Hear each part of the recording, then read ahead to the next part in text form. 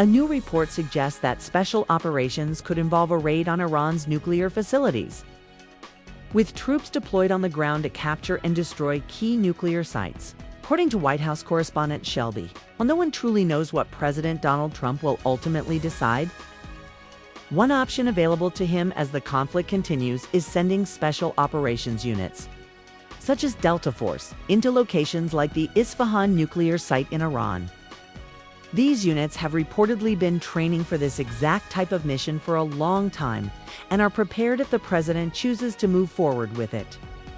When asked about the possibility, President Trump said the nuclear site had already suffered significant damage and had not yet been targeted directly.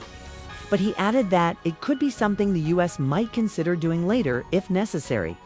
Officials say that any potential operation targeting Iran's nuclear facilities would likely require first completely securing the surrounding area. But at this point, there is still no clear picture of what such a mission would look like or who would carry it out.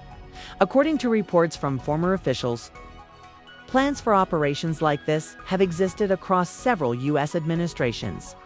During the Obama administration, Israel reportedly suggested sending commandos underground to raid some of the nuclear sites, while in another earlier administration there were discussions about the United States deploying its own troops on the ground in those areas.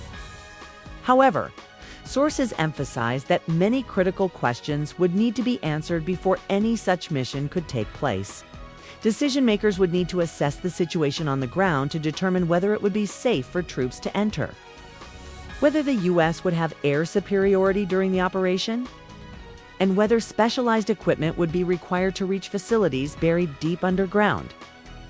Because many of these nuclear sites are heavily fortified and located beneath the surface, additional materials and technical support might be needed to access and dismantle them. Despite these uncertainties, the comments made by President Donald Trump in the clip suggest that he is not ruling out any options in the future when it comes to dealing with Iran's nuclear infrastructure, leaving open the possibility of different military strategies depending on how the situation develops.